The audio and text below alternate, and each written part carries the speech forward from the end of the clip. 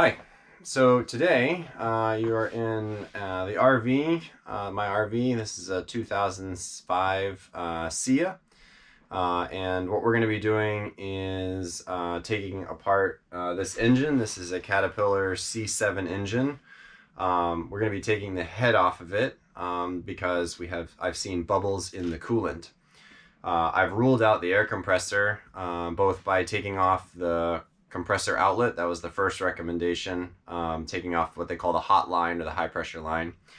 And that didn't change the amount of bubbles, so that was a bad sign. And then they also recommended building a separate cooling loop for the air compressor. I'm not sure that was really a good use of my time, but I did that because I really didn't want to do this, which is take the head off, and that's what we're going to have to do. So in preparation, I've removed the bed and I've covered everything in sheet plastic and hardy board all the way up the aisle of the RV because once the head comes off, it's going to be pretty messy and pretty greasy, and normally this is done in a shop environment, not in like effectively your bedroom. So that's going to be kind of exciting. Other things to note, I'm not a mechanic. I learned what I learned on YouTube. I've been doing a lot of handyman type work for a long time. So I have a lot of skills with tools, but this is definitely above my skill level. So we're going to be learning together on this one. So I'm making this video, which will actually be a sequence of videos to document what's happening, both for myself, so I can put it back together, and also for you out there to try and find out, what it takes to do this, see if it's something you think you can tackle. I was quoted $18,000 to do this. It's 2023, in case you're looking at this from the future. And that seemed like a lot of money. This RV isn't really worth that kind of money, at least from an investment standpoint. So we're going to give it a try. We're going to take the head off, and hopefully it's just a head gasket, but kind of prepared that we might have to replace the head. So what we're going to do specifically here in the next video. So all this footage is sped up about 50 times, and I'll kind of talk you through some of it. So at this point, we're removing the wire harnessing. I've actually done this before. It's not particularly difficult. Just take your time, and you'll see each part kind of come off there. You can use this video as a reference if you're kind of wondering where things go. But I actually took the time to mark and label each connector, and highly recommend that you do that. There are some connectors on that loom that are the same, and if you don't mark them, then you're going to be struggling trying to figure out which one goes where. And when you get to starting the engine after doing this job, it's not going to start because there's fuel priming issues that you're going to have to go through. So you really want to know that you have all your wiring correct, so you don't have to be concerned about that. You also see me covering up all the different inlets. This isn't strictly necessary since we're taking the head off, but these engines are pretty dirty just by the nature of where they are at the back of the coach. And so you really want to avoid getting contamination inside the engine. Caterpillar is pretty clear that you should, be really careful, try not to get dirt in the engine. So you'll see me here vacuum everything. This is highly recommended. I did this several times. Just suck up as much of the dust as you can. Before I started taking off the water hoses, which you'll see me do here, I've drained all the coolant. About 6.5 gallons of coolant come out, maybe 7. You want to have probably seven jugs, 7 1-gallon jugs available. If you only get 3 gallons or 3.5 gallons out of the system, then you're going to want to loosen one of these hoses because there's some more water that's trapped in the block, and without the air, it can't get in. You also notice that I've gone out and bought a set of long handle metric Allens in single millimeter increments. That's absolutely essential for this job. I bought a set from Harbor Freight.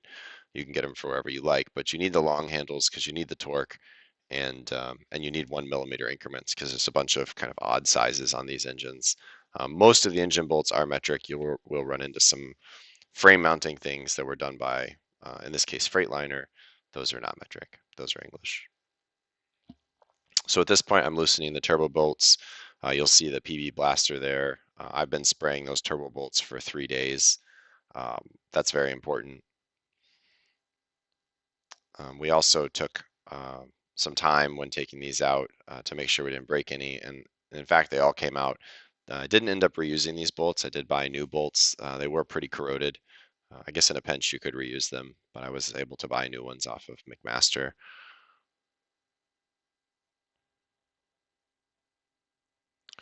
So now the turbo's coming out, or at least we're getting close. Got the oil lines off, got the inlet and outlet off.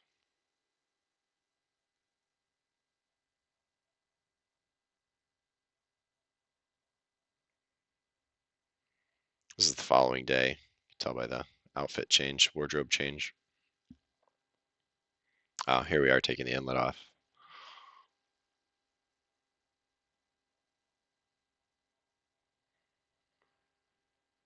I spent a little bit of time thinking about not taking that turbo out, but you really do need to take it off.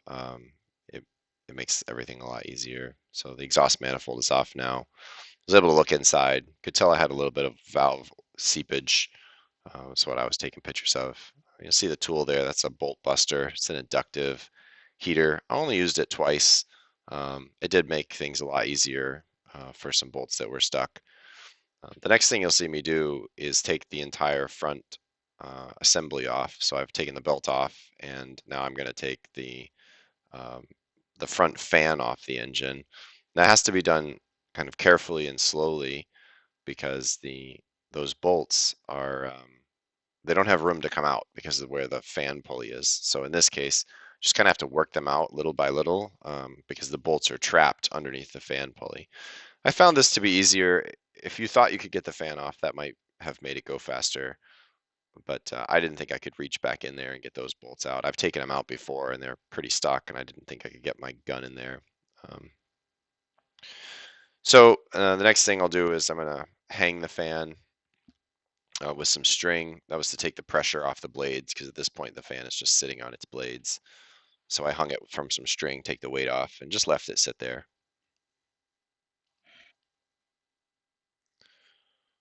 Now we're going to pull the fuel system apart. This is pretty messy.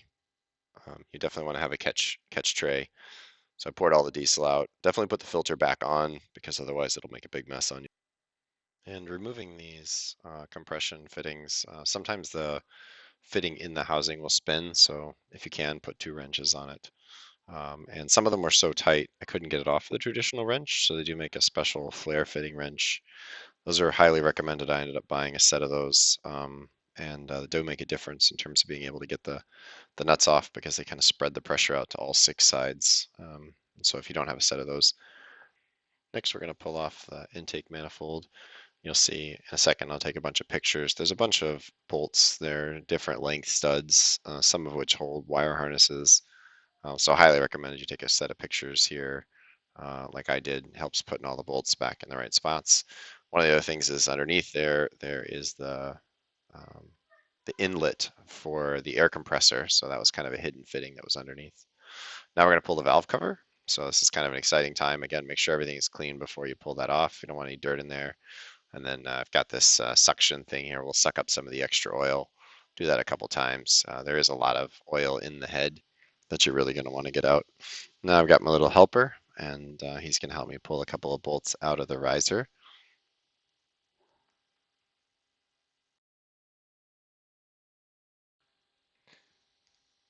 Okay, now what we're going to do is start pulling the head apart. This is a little cover called a riser. Take that off. It's got some harnessing you gotta be careful with. You don't want to break any of it. There's a couple of air lines for the turbo that we pulled off because eventually that head comes out, so this had to come off. And now what I'm doing is checking the valves to see where the valve lash was. None of them were particularly loose, so just kind of noted that.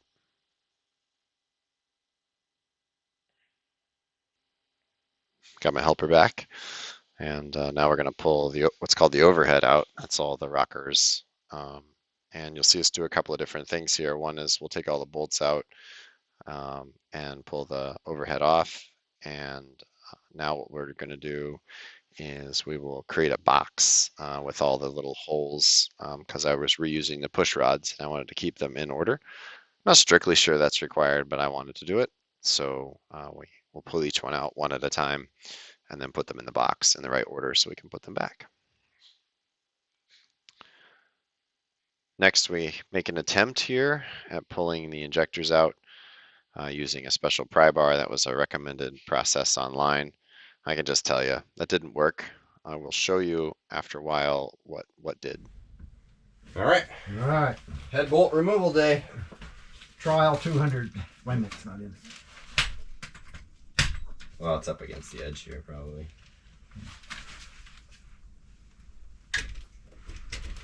Oh, okay, so 200 ain't doing it. No. It clicked. So I'll take it up to 300. Take this towel.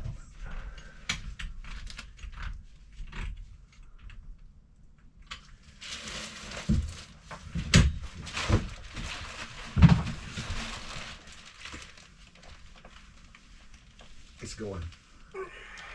Something less than 300. I wouldn't go much further. Just loosen them up. Loosen them off. Yeah. Get a bigger wrench. Get a bigger wrench. Yeah. Here, I'll turn it down a little bit. Try 250. Yeah. That's it. Was 2 something that they were supposed to. 250. It's a little higher than that. It's turning. Okay. About 280 or so. You just watch the injector plastic there. That little piece on the back is like a plug.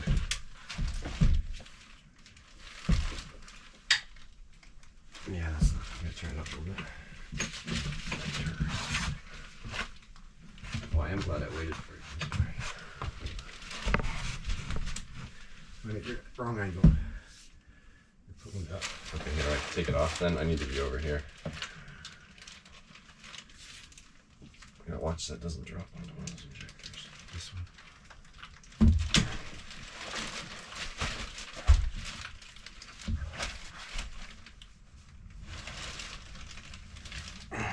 One more now. Okay, good.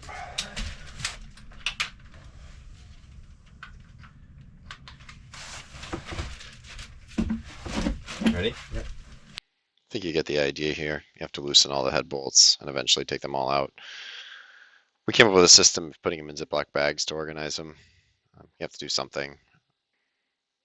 You also need to check them for stretch. So we compared them against each other and couldn't really see a noticeable difference in the threads. So we convinced ourselves they were okay. Caterpillar wants an awful lot of money for each one of those bolts, so we ended up reusing them.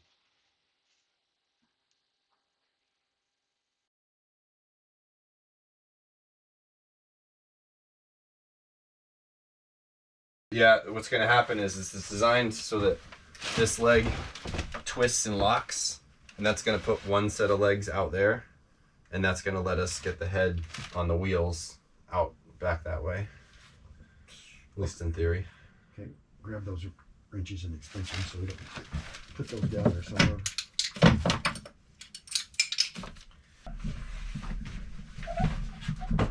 Yours goes on the left.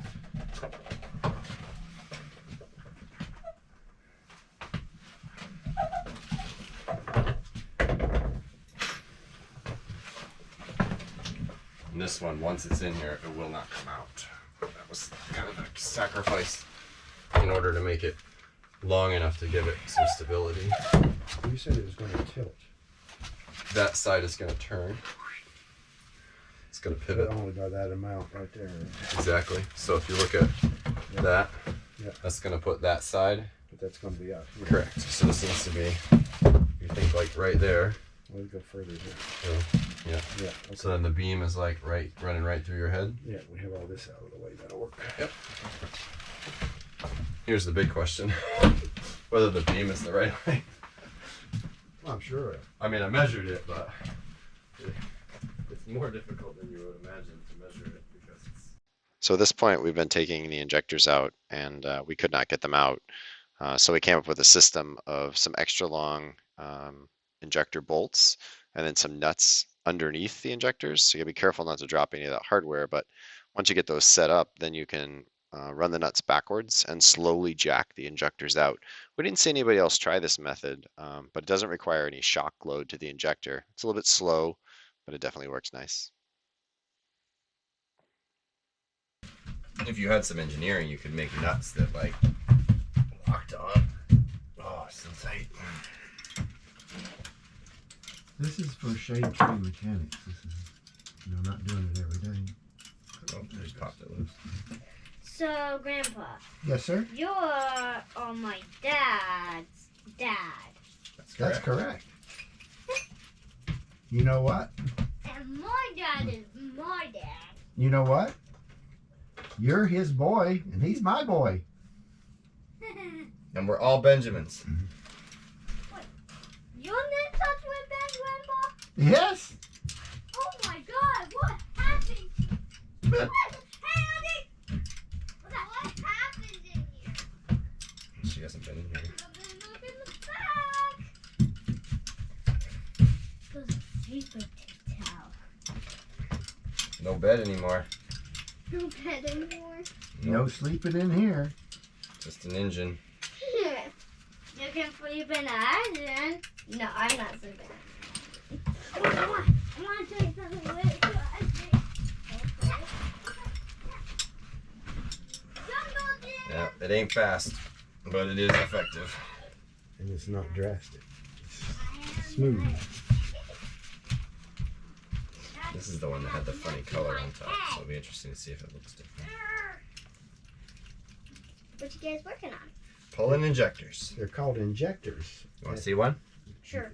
You want to hold it? About to pull him out. I don't want to hold it. Oh, watch and see. I think you'll want to hold this. Watch. You ready? Watch.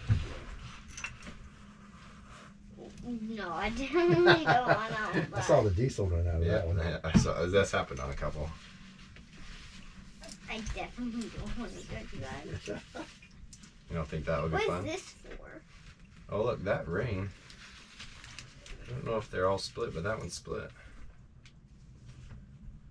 Can't see the front. Right there. What's that for? That's the puller. That's going to be used. Get that diesel. That's going to be used to pull the engine out. Oh. Because Grandpa and I are strong. No, we ain't that strong. We're not strong enough to pick that piece up. We didn't eat our Wheaties for that one. Here, hand that to your dad when he gets just about finished. Not yet.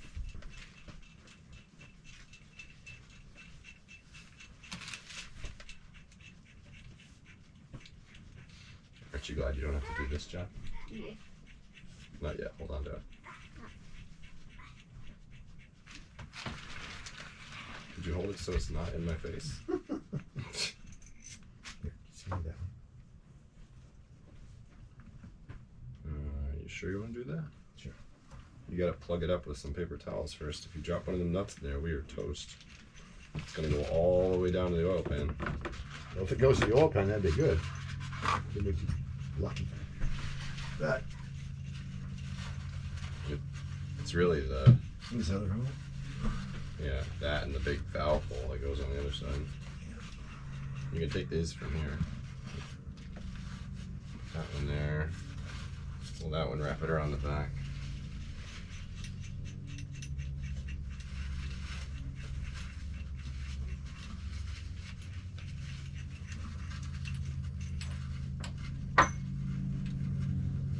Why is there a camera over there? We're recording this, Why? We're going to be internet stars. so we can show people how to do that. So you are going to be on YouTube.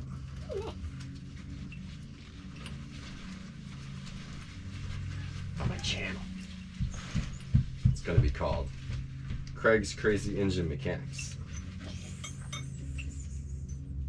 What do you think? It's all terrible. I think you should add another scene or something. Am I on their scene? Yeah, Craig's crazy. Capers? Craig's crazy. Wait, I have to go think. Alright, you go think.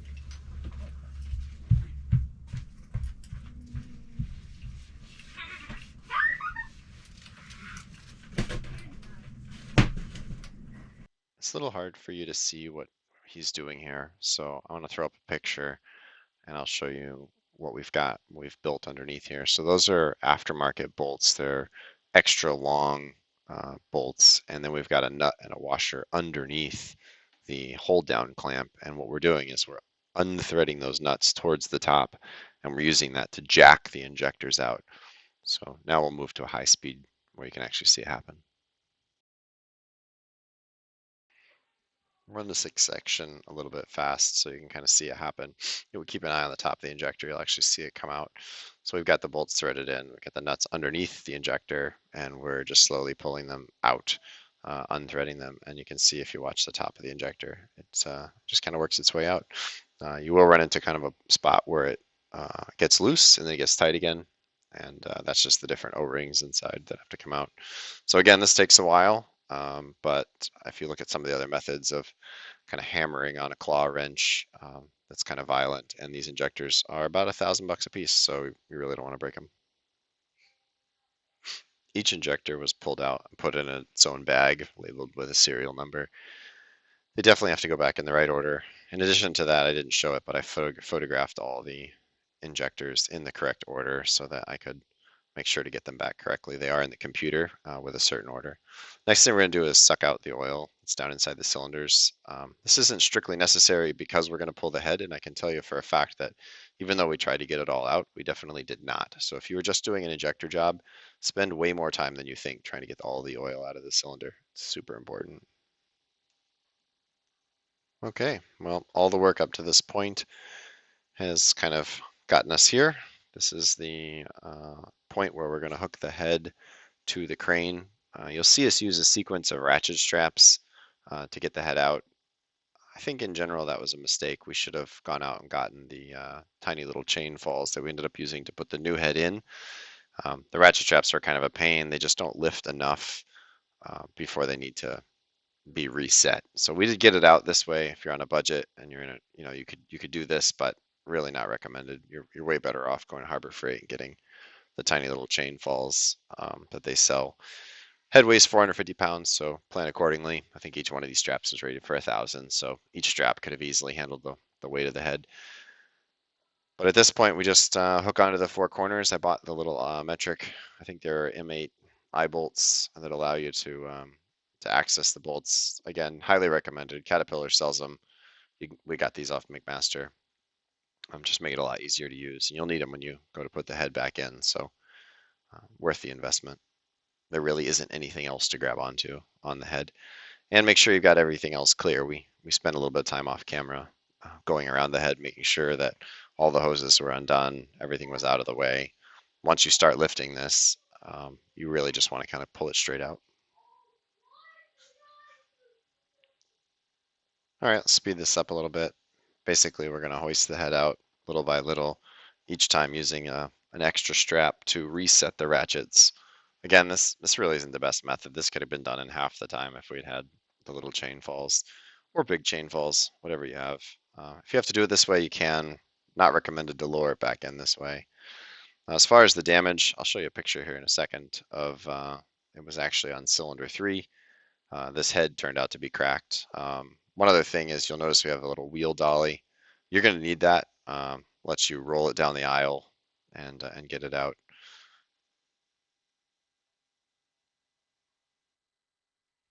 So we'll get the head down here on the dolly, get it off the little wooden crane that we built, and then, yep, so I got that down. Now I'll take some parts off. If you buy a new head, you have to take the intake off, and as well as the bracketry and all the sensors. So I'll do that kind of quickly here, obviously making note of where everything goes. So here's the cylinder 3 injector bore, and you can see there is in fact a crack running right through the injector hole. This is a pretty common crack for a Caterpillar engine and was covered under the head replacement core charge. They did not have a problem with this. So as if the cracked head wasn't bad enough, here is the crack in the head gasket. This is in the same cylinder. You can see the fire ring has a split in it, and I do believe this is what was actually causing the bubbles in the coolant. My theory here is that the high pressure gases were able to squeeze their way through that crack. It does extend all the way out into the cylinder, but the coolant just didn't have enough pressure to force its way back into the combustion chamber. Not sure if that was the case, but ended up replacing the head and the head gasket to make sure we had it all fixed. Here's a picture of the crane that we used, just if you wanted to build one yourself. And thanks for sticking with this video. For the next video, we will have cleaning the engine, and then putting it back together will be the third part in this series.